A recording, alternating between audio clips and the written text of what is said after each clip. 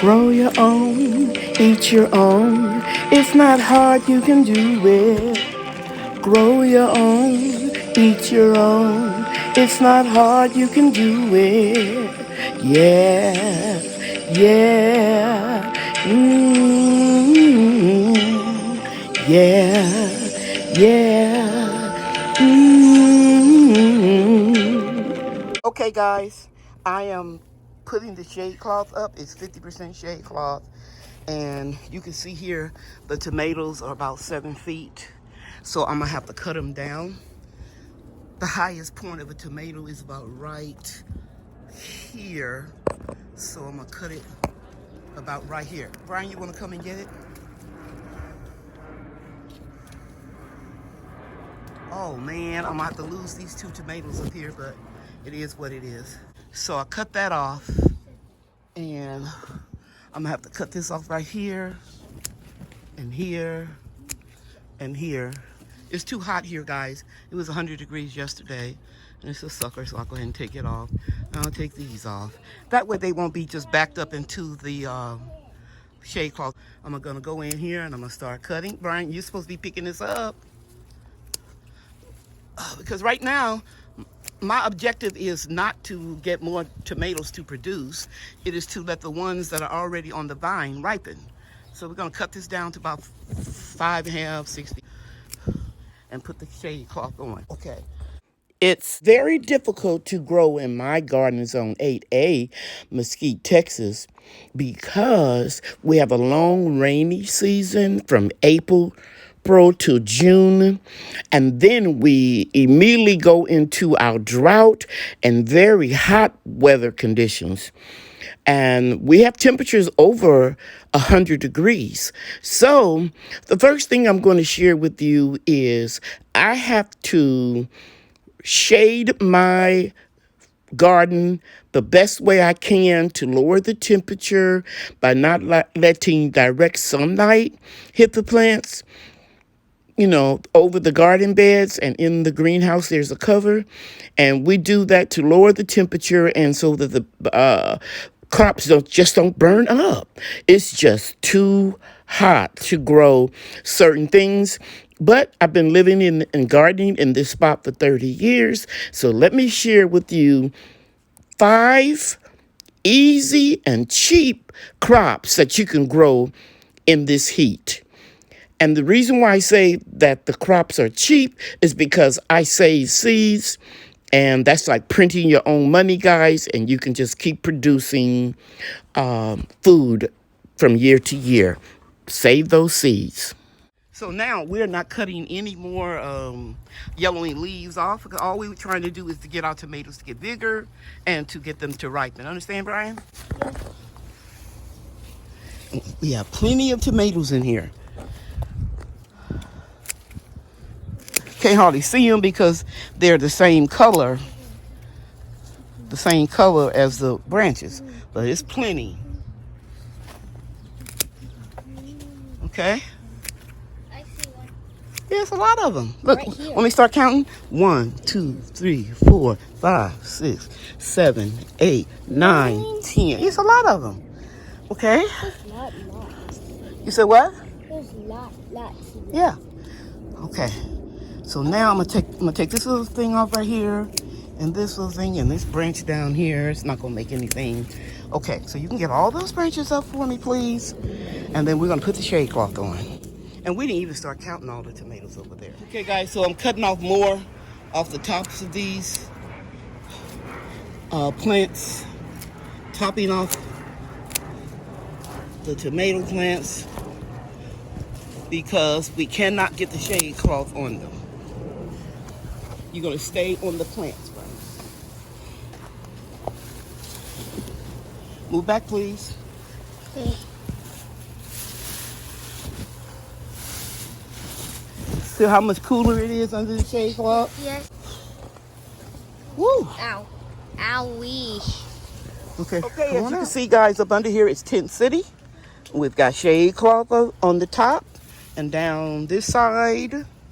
And tomorrow we'll get this one covered. It's just too hot. It's 12 o'clock. I gotta take Brian and Bria home. So what I'm gonna do until tomorrow is, I'm just going to drape this 90% shade cloth up here. I can't stay out here much longer because I get nauseous. This is 90%. You can get it at Amazon. And the other one is 50%. Okay? I'll be back. Okay, guys, it's the next day, and Brian is back to help me. And we attached the shade cloth here. Can you see it? And come on over, Brian. Show them where we attached it to over here. Okay. We attached it over here.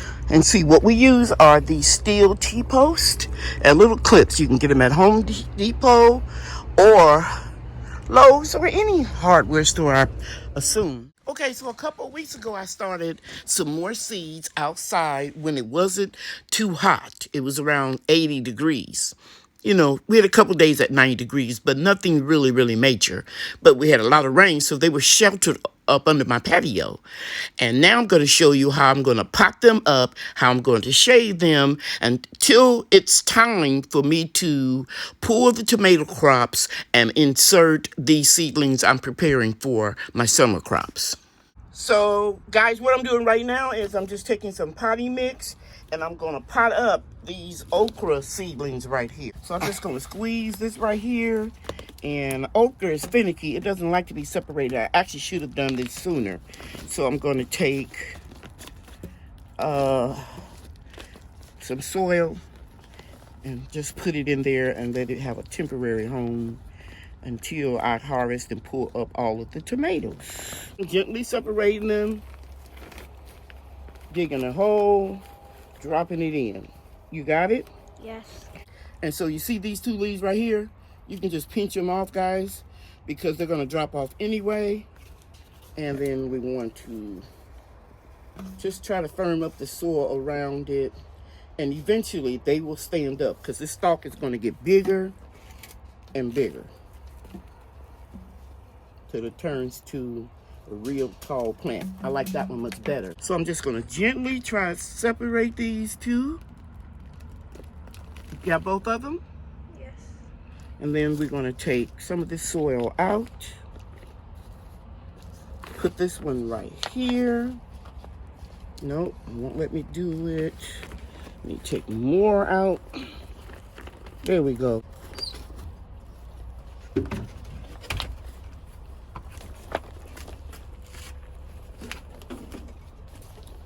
Trying to push it a little bit toward the center, but it doesn't really matter. Okay. We can pinch this leaf off because it's going to fall anyway. I just hate to see them looking all straggly. Britt, would you give me some scissors, please? Yes.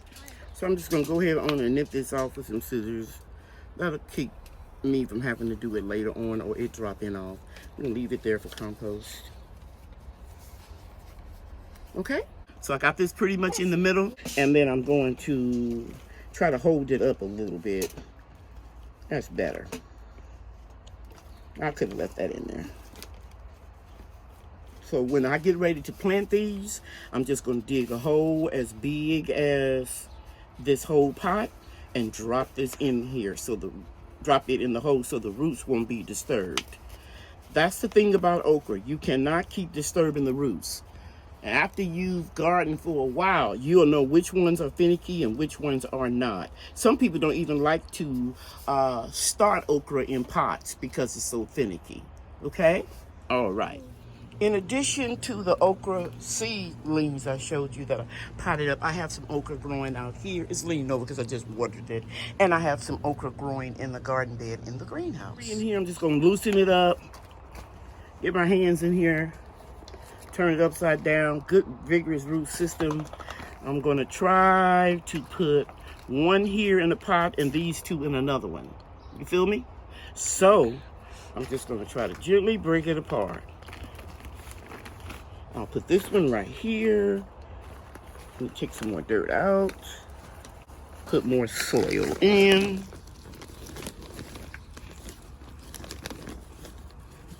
And that's it. Okay. Okay, so guys, I get these little cups. I got them off eBay. You can get them off Amazon, anywhere. And I wash them out after every season, okay? So what I'm going to transplant now is another one of the heat tolerant plants. You don't hear people saying it a lot, but my experience taught me that Swiss chard does very well, particularly the variety of rainbow Swiss chard.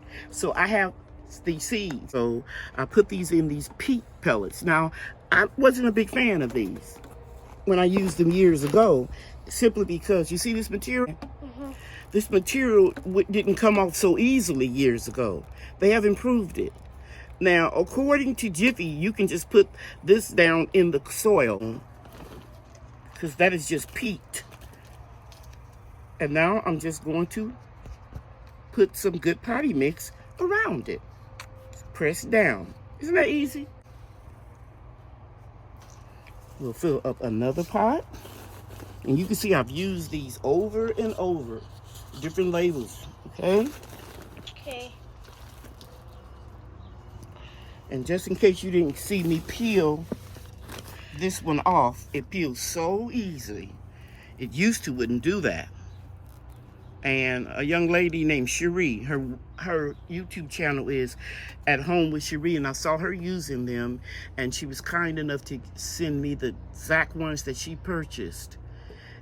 And I compared them to the ones that I purchased years ago, and they're completely different. So this is going to be much easier in the winter when I start my spring vegetables. So I'm just going to make a little indentation right in here, drop it in. Okay.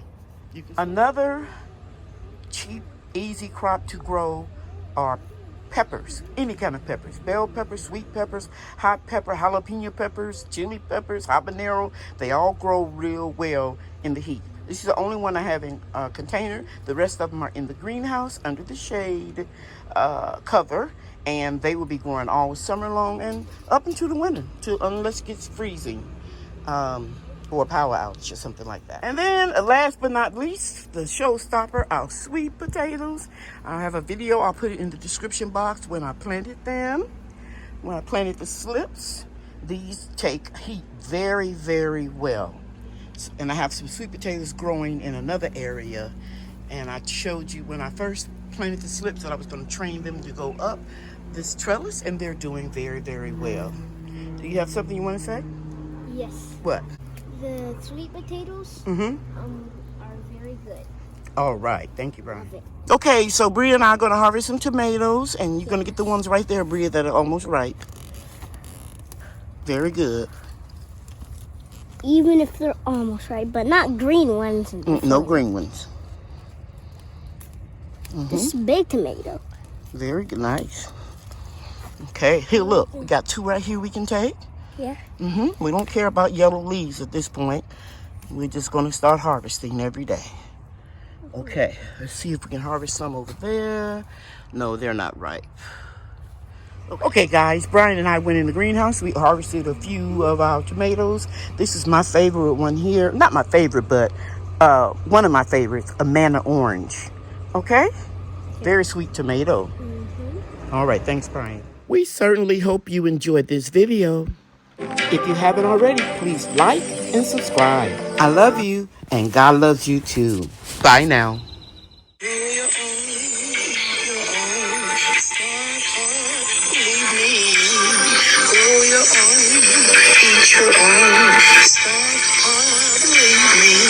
See you real soon.